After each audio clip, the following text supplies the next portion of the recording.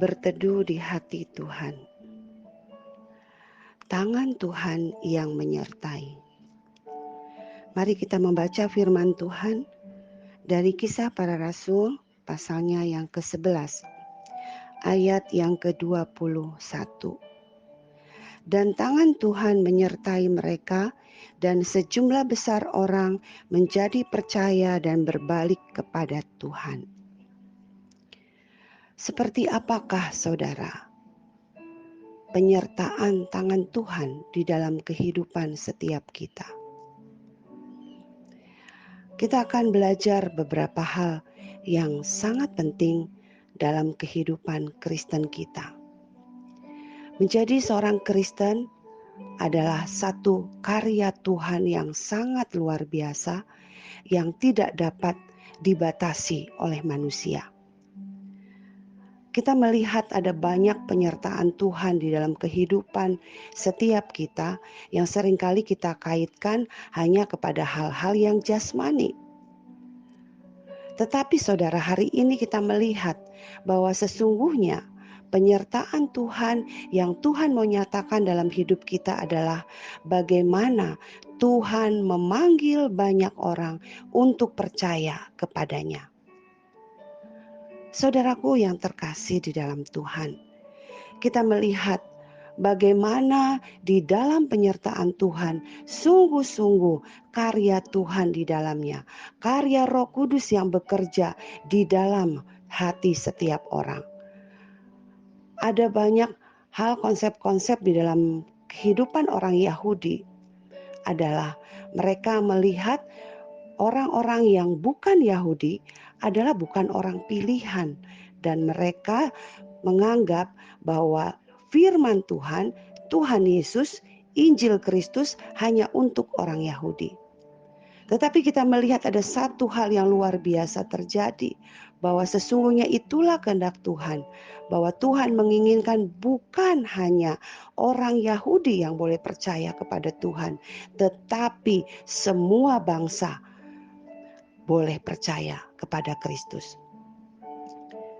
Tuhan memberikan penyertaannya kepada Petrus sehingga Petrus dapat melihat sebuah penglihatan dan dia taat kepada Tuhan daripada konsep dirinya sendiri.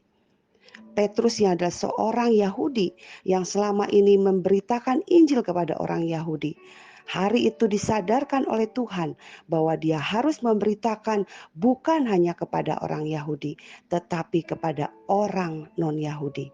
Karena Tuhan menginginkan semua bangsa percaya kepadanya. Itulah penyertaan Tuhan.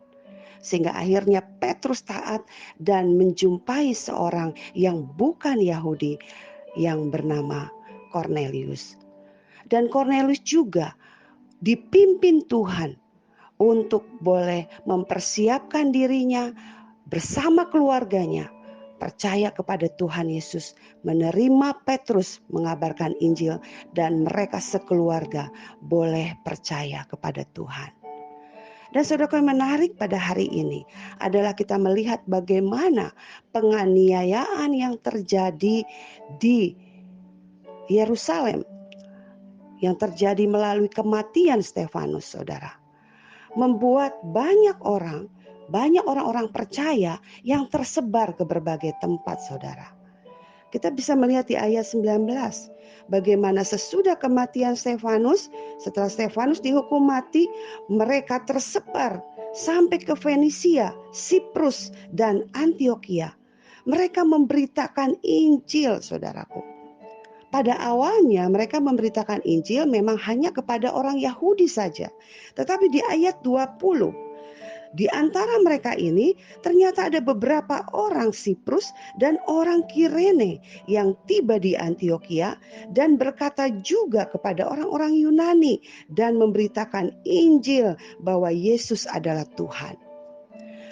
Dan dikatakan dari ayat 21 yang tadi kita sudah baca, lalu tangan Tuhan menyertai mereka, sehingga sejumlah orang menjadi percaya dan berbalik kepada Tuhan.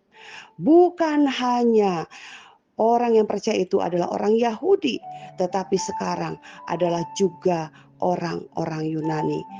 orang-orang yang bukan Yahudi, bangsa-bangsa lain yang terus tersebar untuk percaya kepada Tuhan. Inilah penyertaan tangan Tuhan di dalam kehidupan kita.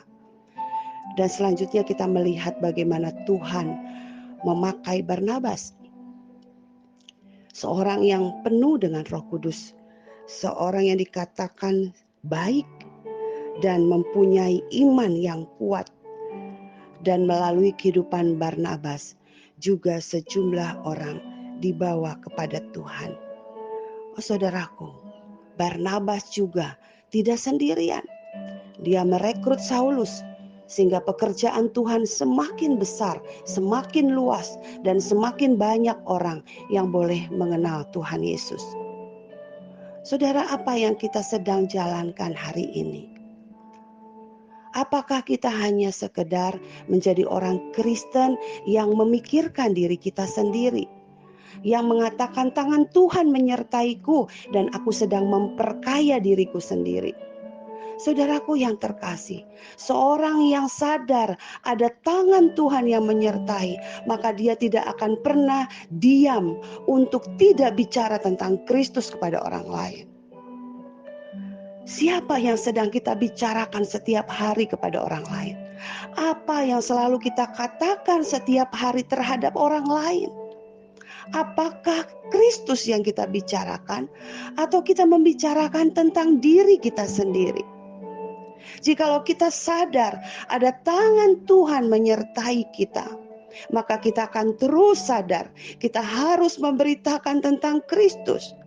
Di zaman yang sulit ini, tidak menjadi halangan kita memberitakan tentang Kristus. Karena kalau kita ingat apa yang sudah kita baca, justru setelah penganiayaan, berita Injil terus diberitakan. Orang-orang Kristen pada waktu itu, mereka tidak takut dengan penganiayaan, tetapi justru penganiayaan mendorong mereka untuk terus memberitakan Injil kemanapun, bahkan semakin tersebar di mana-mana, dan banyak orang yang boleh percaya kepada Tuhan. Tidak ada lagi tembok-tembok keras, tidak ada lagi tembok-tembok yang memisahkan di antara kita, yang seringkali kita buat tembok itu berdasarkan ras dan suku bangsa. Tetapi ketika Tuhan menyertai, tembok keras, tembok suku bangsa dihancurkan oleh Tuhan. Dan disitulah Injil masuk dan banyak orang boleh dibawa kepada Tuhan. Saudara, biarlah kita menjadi orang-orang seperti Petrus, menjadi orang-orang seperti Barnabas, Saulus, dan menjadi orang-orang, saudara, yang pada waktu itu mengalami penganiayaan, tetapi mereka tetap memberitakan Injil. Mengapa? Karena ada tangan Tuhan menyertai mereka. Biarlah hari ini kita sadar, tangan Tuhan juga menyertai saudara dan saya. Mari kita tetap beritakan Injil. Kita tetap katakan kepada siapapun tentang Tuhan, bukan lagi tentang yang lain, bukan lagi tentang diri kita sendiri. Tuhan Yesus memberkati saudara sekalian. Amin.